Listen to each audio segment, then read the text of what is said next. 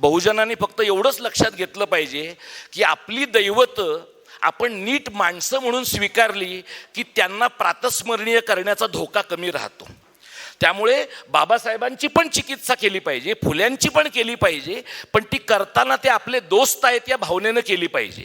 तुम्ही जर नीट चिकित्सा आणि नीट दोस्ती केली नाही तर कुठल्या तरी एखाद्या 15 ऑगस्टला तुम्हाला वर सावरकर, खाली भगतसिंग आणि मध्ये गांधी आणि नेहरू दिसतात, तिथे पुढच्या 14 एप्रिलला तुम्हाला बाबासाहेब सुद्धा दिसतील. याच्याबद्दल अजिबात शंका बाळगण्याचं कारण नाही. बाबासाहेब त्यांना डील करायला अजून कठीण जात आहेत, कारण बाबासाहेब अत्यंत इफेक्टिव्ह बायलिंग्वल होते.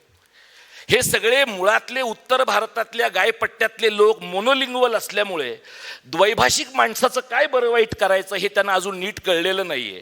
त्यात एवढं चोख मराठी लिहिणारा, एवढं चोख इंग्रजी लिहिणारा माणूस आणि पुन्हा समतेची भाषा करणारा, ॲप्रोप्रिएट करायला फार कठीण असलेला आणि स्वतःतल्या विसंगतींच्या बद्दल स्वतःच बोलणारा माणूस आहे. म्हणजे तुम्हाला त्याच्याबद्दल फार वेगळं तिरकं पण बोलता येत नाही.